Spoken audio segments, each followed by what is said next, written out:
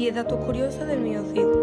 El mío Cid fue un caballero real, cuyo nombre completo era Rodrigo Díaz de Vivar. Fue un noble caballero castellano del siglo XI. Nació alrededor del año 1043 en Vivar, cerca de Burgos, y fue una figura destacada en la Reconquista, la lucha de los cristianos contra los musulmanes en la península ibérica. Su apodo, el Cid, tiene un origen misterioso. El Cid significa en árabe Sidi y en castellano antiguo mi.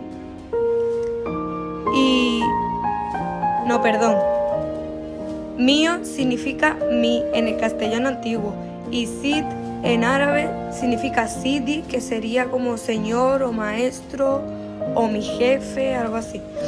Los musulmanes la llamaban así por su valentía y liderazgo en batalla. Con el tiempo, este apodo se convirtió en un título honorífico que lo identifica como un líder militar. Fue un líder militar destacado. El mío Cid participó en numerosas campañas militares, conquistando territorios y defendiendo a su pueblo. Su valentía y estrategia en combate le ganaron respeto, tanto entre cristianos como entre musulmanes. Su historia se convirtió en la primera gran obra de la literatura, que es el poema del mío Cid. Es una de las obras más antiguas de la literatura española. Es un poema épico que narra las aventuras y hazañas del caballero, y fue escrito en el siglo XII, aproximadamente 200 años después de su muerte. El poema refleja valores medievales. En la historia del mío Cid se destacan valores como la lealtad, la honorabilidad, la valentía y justicia. Estos valores eran muy importantes en la sociedad medieval y se reflejan en las acciones del héroe. Su exilio y regreso. El mío Cid fue exiliado por motivos políticos, pero logró demostrar su honor y lealtad a su rey, Alfonso VI. Tras muchas aventuras y batallas, fue perdonado y pudo regresar a su tierra, donde fue recibido con respeto. Su tumba es un lugar de veneración. Se cree que el lugar donde se destacan sus restos está en Burgos, en la iglesia de Santa María. Es un sitio de gran importancia histórica y cultural, y muchos lo veneran como un símbolo de la identidad española. Su figura ha inspirado muchas obras. El mío Cid ha sido tema de numerosas obras literarias, teatrales y artísticas a lo largo de los siglos. Su historia simboliza el espíritu de la lucha y honor de la España medieval. Su legado sigue vivo hoy. El mío Cid es considerado un héroe nacional en España. Su figura representa los valores de valentía, honor y lealtad, y su historia sigue siendo estudiada y celebrada en la cultura española. El poema del mío Cid tiene varias versiones. Existen diferentes versiones y fragmentos del poema, ya que fue transmitido oralmente antes de ser escrito. Esto ha permitido que la historia se conserve y se adapte a lo largo del tiempo, manteniendo viva la leyenda del caballero. Y nada, estas son todos sus datos curiosos. Yo creo que ni la mitad me lo sabía yo tampoco, pero mira, ya lo he descubierto. Yo creo que ustedes tampoco, y ya está. Y yo espero que os haya interesado. Bueno, que te haya interesado a ti, Vanessa. Y muchas gracias por escucharme.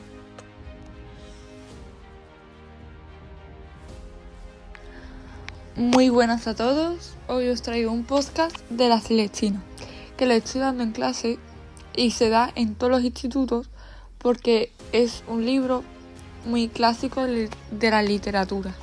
Fue escrita en el siglo XV por Fernando de Rojas. Bueno, os voy a hacer un resumen muy cortito. Carlisto está enamorado de Merivea, pero no un amor como tal, sino como más bien una obsesión. Pues Merivea no le hace caso. En esto aparece Sempronio, que es el criado de Calisto, que le es muy fiel y le recomienda a Calisto que vaya a una alcahueta que se llama Celestina, por eso el nombre del libro. Entonces Calisto, desesperado por el amor de Meribea, acude a ella. Celestina va a la casa de Meribea a hablar con ella. Meribea se enamora de Calisto y en un encuentro que tienen en el jardín de Meribea, Calisto se tropieza por la escalera y muere. Meribea, de tanta pena que sintió, se tiró por el balcón. Los criados de Calisto fueron a reclamarle a Celestina la recompensa por ayudarles, porque ellos también colaboraron. Y Celestina se niega y la mata. ¿Qué pasa con los criados? Pues después de matarla, a Sempronio y otro que es Pármero, los ejecuta la justicia y le cortaron el cuello. Como veis, este libro es una tragicomedia. Esta obra surge en la transición de la Edad Media y el Renacimiento, en el siglo XV, como había dicho. Esta obra se iba a llamar La comedia de Calisto y Meribea, pero se acabó llamando La Celestina. Es una obra de 16 actos o 21, porque en algunas páginas de Google me pone que 16 o 21. Y bueno, y la moraleja, según Google, es: define el bien, paréntesis o fin, más perfectos al que se persigue por sí misma y al que nunca se eligió por otra cosa.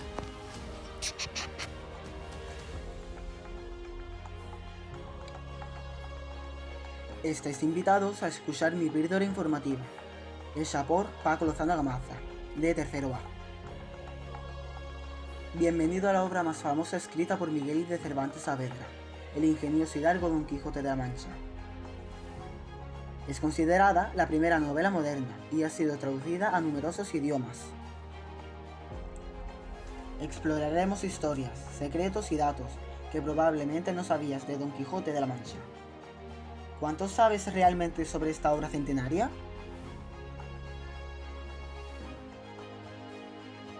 Pues bueno, el gran autor Miguel de Cervantes escribió esta obra en 1605, sin imaginar que se convertirá en la primera novela moderna, y que ejercería una influencia en la narrativa europea posterior. Vamos a conocer algunos datos curiosos de esta obra magnífica.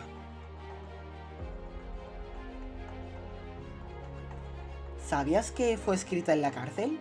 Sí, así como lo oyes. Gran parte de la obra fue escrita desde la cárcel, donde Miguel de Cervantes se encontraba cumpliendo condena desde 1597 por posibles errores en su trabajo como recolector de impuestos en Sevilla. No se determina si lo que nació allí fue la idea del libro o la propia reacción del autor.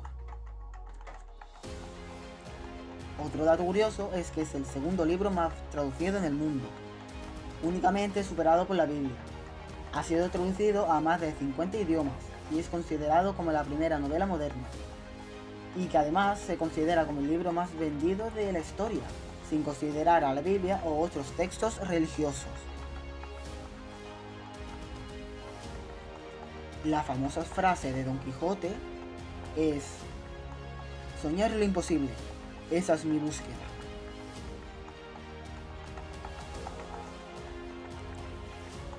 Otro dato curioso: Cervantes no obtuvo ningún beneficio de su obra. Aunque el Quijote se convirtió en lo que hoy en día se llamaría un éxito, Cervantes solo obtuvo un 10% de los beneficios. Por aquel entonces, los escritores vendían la licencia de impresión de su obra a la editorial, por lo que se perdía la impresión del texto y sus ganancias.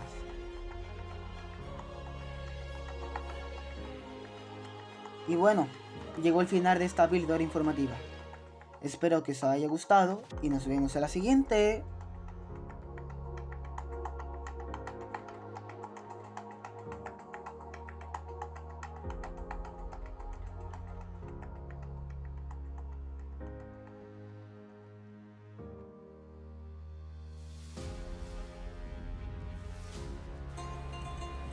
Hola, soy Adam y en este audio os voy a hablar sobre uno de los periodos más importantes de la historia de la literatura española, el Siglo de Oro, y sobre uno de sus famosos autores, Lope de Vega. El Siglo de Oro es un periodo que abarca aproximadamente desde finales del siglo XV hasta mediados del siglo XVII. Durante estos años, España vivió una época de gran desarrollo cultural. En pintura tenemos a Velázquez y el Greco. En literatura, autores como Cervantes, Quevedo, Góngora y, por supuesto, Lope de Vega, que fue una figura clave en el teatro del momento. Lope de Vega nació en 1562 y murió en 1635. Fue un autor muy prolífico, escribió más de 1500 obras de teatro, además de poemas, novelas y otros textos. Su capacidad para escribir es tan impresionante que le llamaban el Fénix de los ingenios. También se le considera el creador de la comedia nueva, un estilo teatral que rompía las reglas clásicas del teatro y mezclaba lo trágico con lo cómico. Antes de Lope, las obras de teatro seguían unas normas muy rígidas, pero él quiso escribir para el público real, para que la gente se entretuviera, se emocionara y se reconociera en lo que veía en el escenario. Por eso sus obras trataban de temas cotidianos, amorosos, históricos e incluso políticos, y eran fáciles de entender para todos.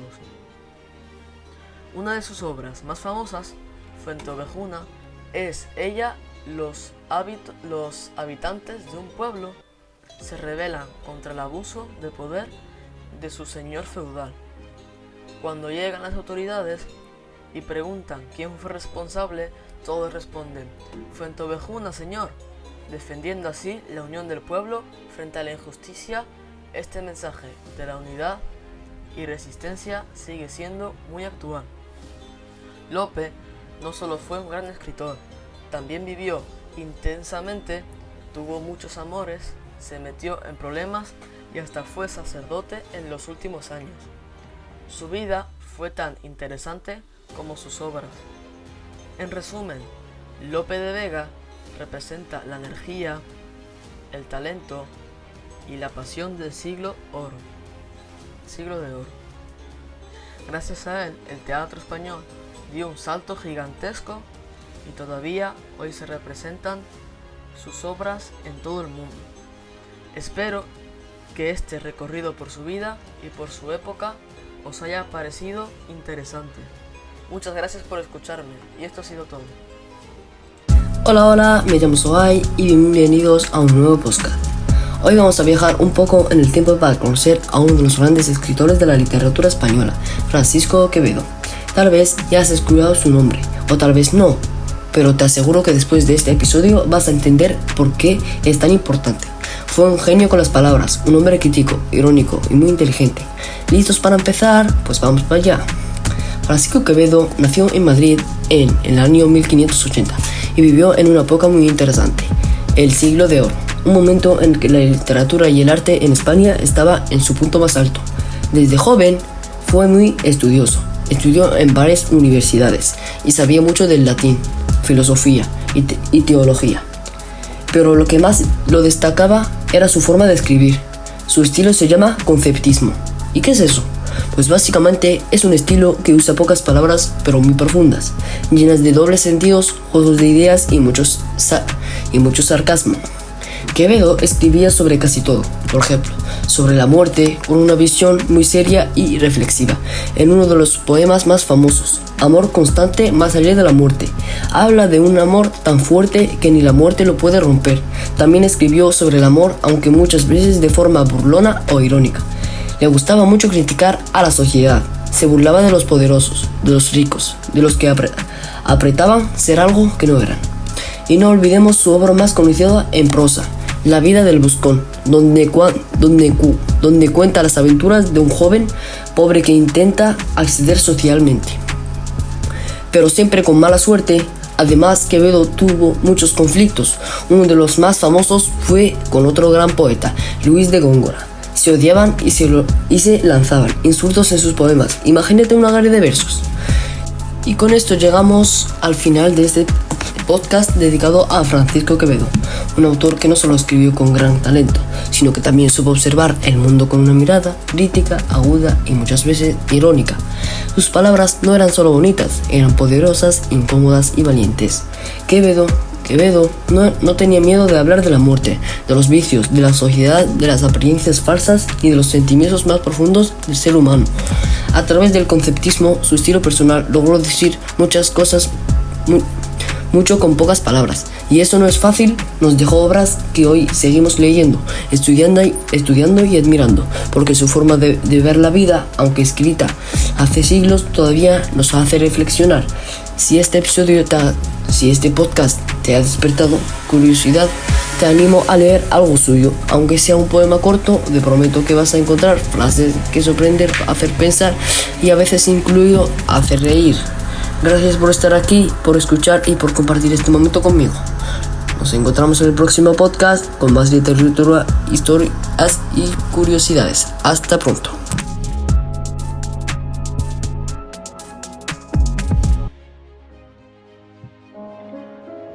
Bienvenidos y bienvenidas a El Arte de la Palabra, el espacio donde exploramos la riqueza, la belleza y los espacios del idioma. En el episodio de hoy hablaremos de Federico García Lorca.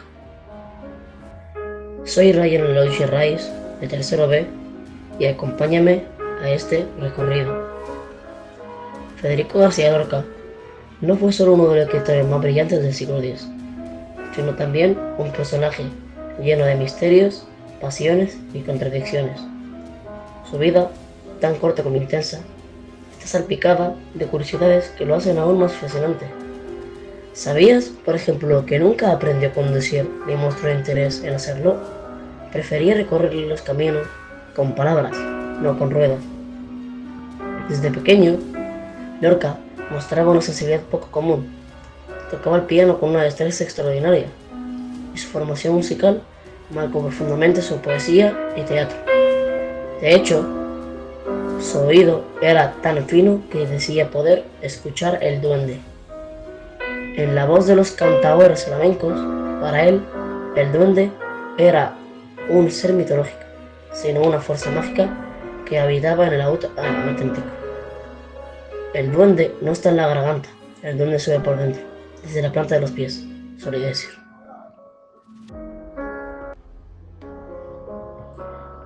Curiosamente, aunque es el poeta andaluz por excelencia, Lorca no nació en Granada capital, como muchos creen, sino en Fuente Vaqueros, un pequeño pueblo garradino. Su infancia estuvo rodeada de naturaleza, campesinos, cantares populares y una abuela que le contaba leyendas, ingredientes que luego mezclaría con maestría en sus obras.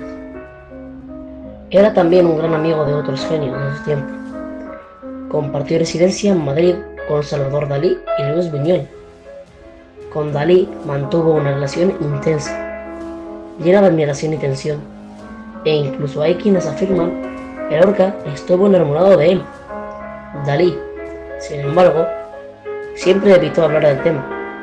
Buñuel, por otro lado, desconfiaba de la sensibilidad artística de Lorca y se distanciaba, aunque terminaron reconociéndose con los años. Federico viajaba mucho, estuvo en Nueva York y en Cuba, donde escribió su célebre Poeta en Nueva York. Allí descubrió la crudeza del racismo y capitalismo, que lo impactaron profundamente. En una carta a sus padres decía que Nueva York le parecía una ciudad de 100.000 rascacielos y un solo corazón de cemento. Pero quizá lo más impactante sea como Lorca, que hablaba de libertad, de deseo, de muerte y belleza con una profundidad desgarradora. Fue silenciado de forma brutal, asesinado en 1936 al inicio de la Guerra Civil. Su cuerpo sigue hoy desaparecido, convertido en símbolo de todos los que fueron silenciados por la intolerancia. Lorca no solo escribió versos, vivió como un poema, y aunque intentaron borrarlo, su voz sigue resonando, porque como él mismo dijo, el más terrible de los sentimientos es el sentimiento de tener la esperanza muerta, pero en su obra la esperanza sigue viva.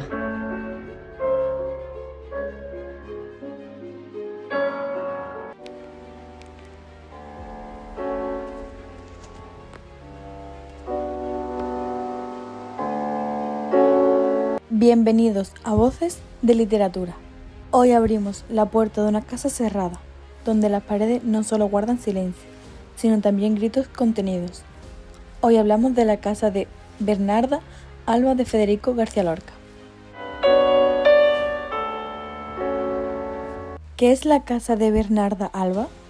Escrita en 1936, poco antes de la muerte trágica de su autor durante la Guerra Civil Española, esta obra teatral es mucho más que un drama doméstico. Lorca la llamó drama de mujeres en los pueblos de España, pero es también una crítica poderosa a la represión, autoritarismo y al machismo. Bernarda, una madre viuda y autoritaria, impone 8 años de luto rugoso a sus 5 hijas, vestidas de negro, encerradas silenciadas. Ellas viven bajo el mandato de la honra, el ¿qué dirán? Y una disciplina que asfixia. Silencio. He dicho silencio, Bernarda. Con una sola palabra, silencio, se resume el clima opresivo que reina en esa casa.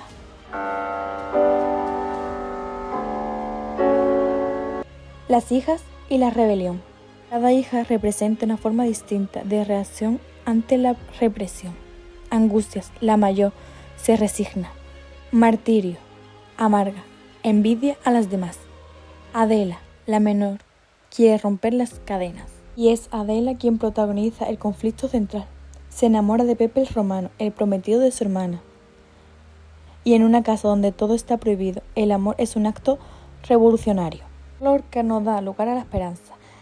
La tragedia es inevitable, lo que se rompe no es una familia, sino una ilusión de libertad.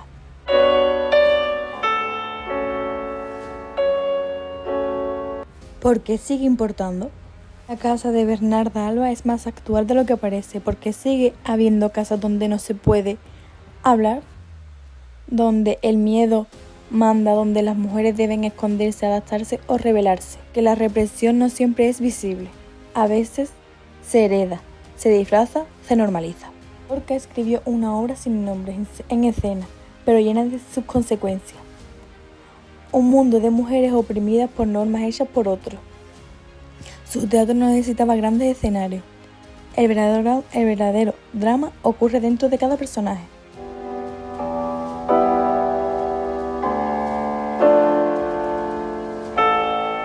¿Y tú? ¿Tú qué harías si vivieras en una casa sin puertas?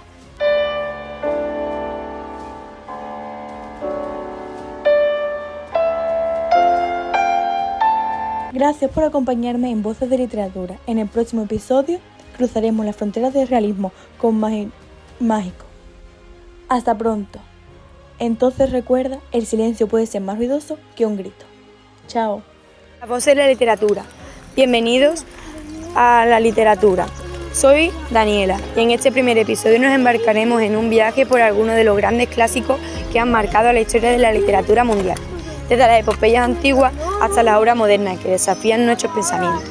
Empezamos con la sesión 1, la antigüedad y los orígenes de la narrativa. La literatura tiene raíces profundas en la cultura antigua. Comenzamos con la Ilíada y la Odisea de Homero, poemas épicos que no solo narran aventuras heroicas, sino que también reflejan los valores y las creencias de la antigua Grecia.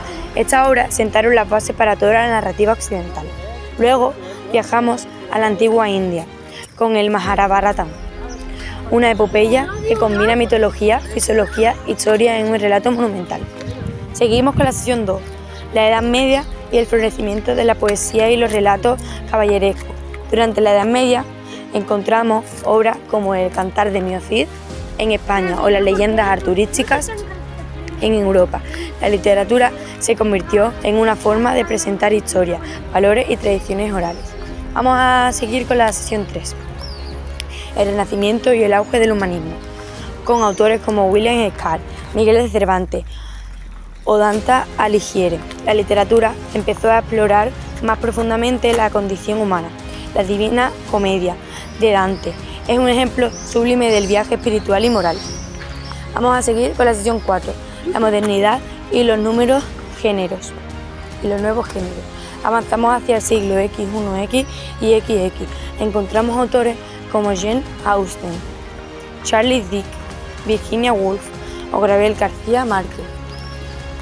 La novela se convirtió en un espejo de su tiempo explorando temas sociales, psicológicos y políticos. Por ejemplo, 100 años de soledad de García Márquez revolucionó el realismo mágico y mostró cómo lo fantástico puede ser parte integral de nuestra realidad cotidiana. Vamos a terminar con la sesión 5, la literatura contemporánea. Hoy en día la literatura contemporánea evolucionó con voces diversas que abordan temas globales como la identidad, el género, la migración y el cambio climático. Autores como Shinbankan, Niji Adichie o Haruki Murakami nos invitan a reflexionar sobre nuestro mundo desde nuevas perspectivas. Y así concluimos nuestro primer recorrido por los grandes hitos literarios. La literatura es un espejo que refleja nuestra humanidad a través del tiempo y la cultura. Espero que hayas disfrutado este viaje tanto como yo. Gracias.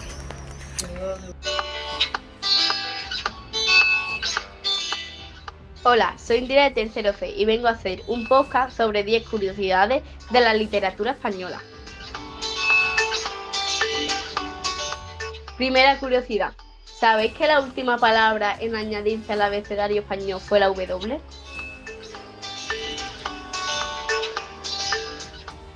Segunda curiosidad. Federico García Lorca nunca publicó su obra más famosa en vida, sino que se publicó después de su asesinato, y sí, fue asesinado.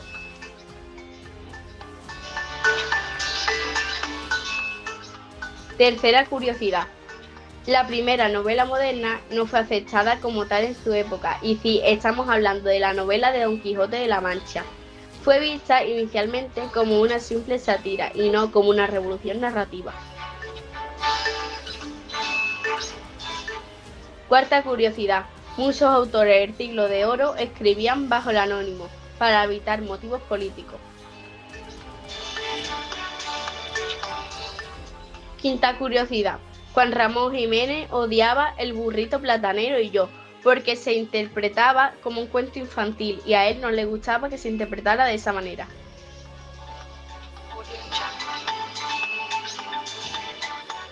Sexta curiosidad. Lope de Vega escribió más de 3.000 sonetos y 1.500 obras de teatro.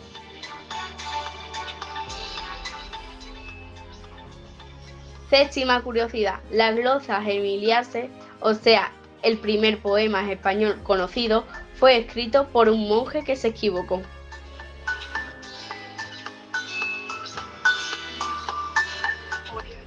Octava curiosidad.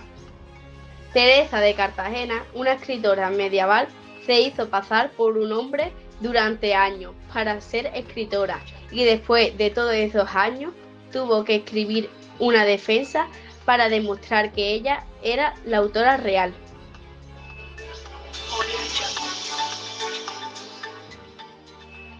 Novena curiosidad. ¿Sabéis quién fue el primer autor? Bueno, el primer autor no fue una autora.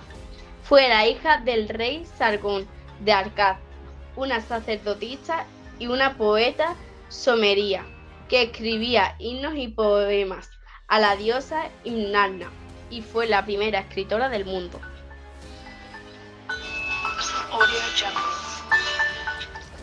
Y décima curiosidad, pero por eso no menos importante, existe cocides secretos de autores españoles en la Biblioteca Vaticana. Y si quieres saber curiosidades sobre los autores españoles, vete a la Biblioteca Vaticana. Yo como me pilla muy lejos, no voy ahí, pero tú, si quieres ir, ve. Y hasta aquí el podcast de hoy. Espero que te haya gustado.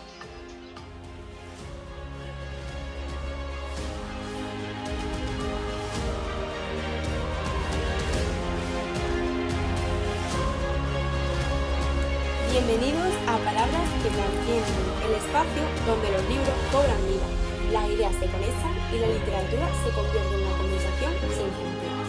Soy Nayandra y hoy te invito a reflexionar conmigo sobre algo que a muchos nos inquieta.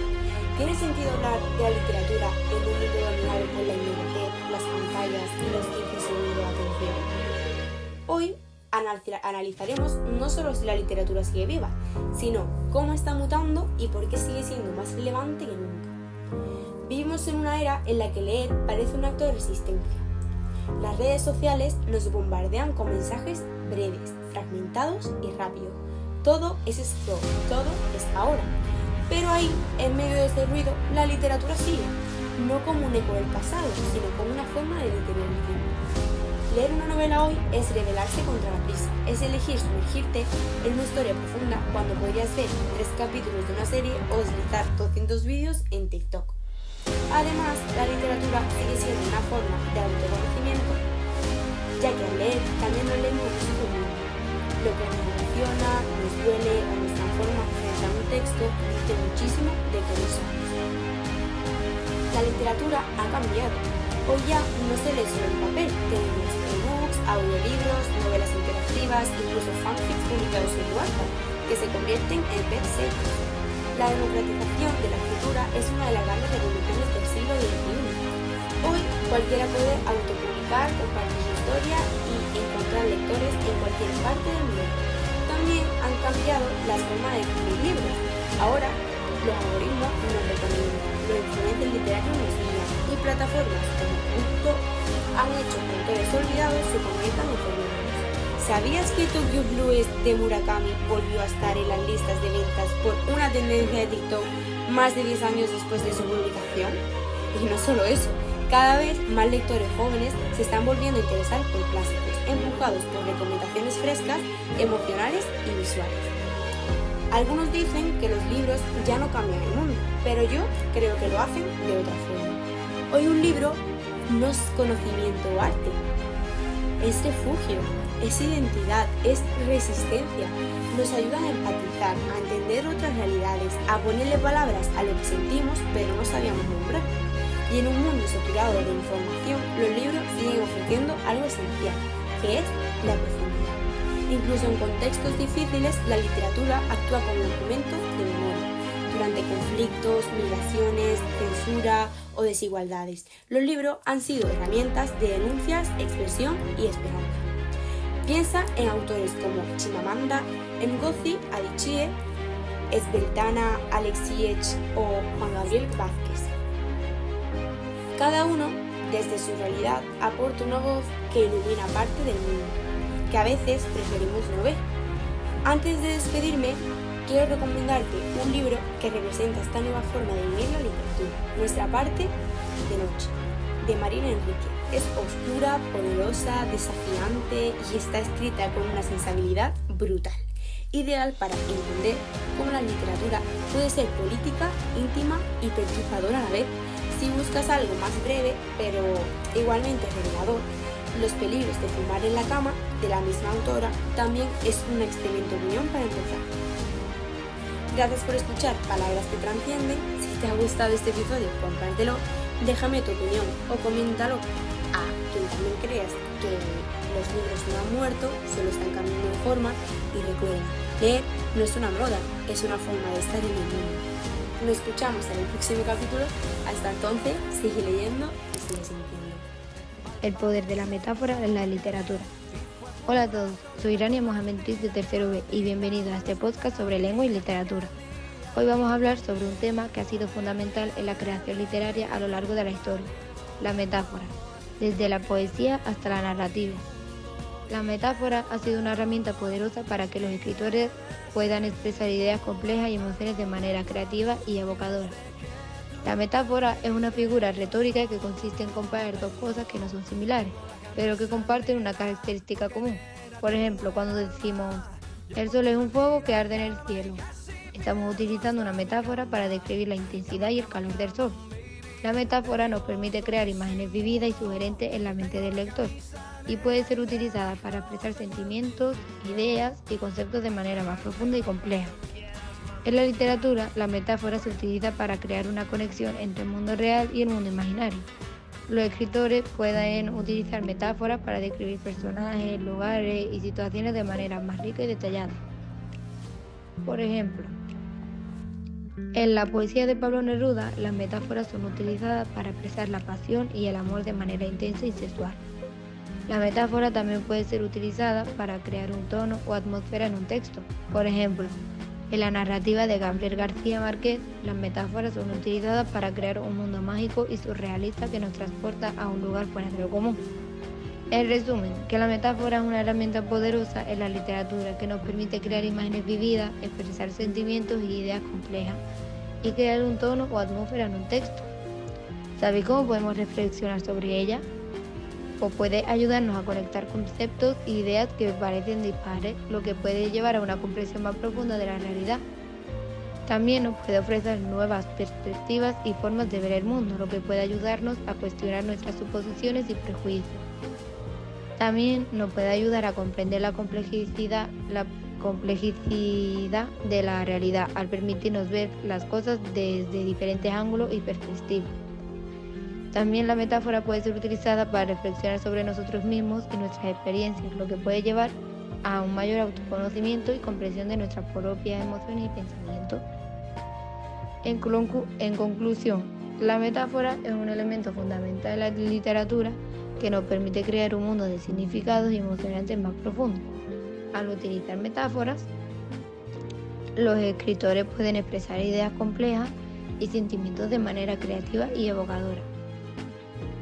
Esperamos que esta breve introducción a la metáfora haya sido útil y haya inspirado a los oyentes a explorar más sobre este tema de la literatura. Gracias por escucharme y espero que os haya gustado un montón. Adiós.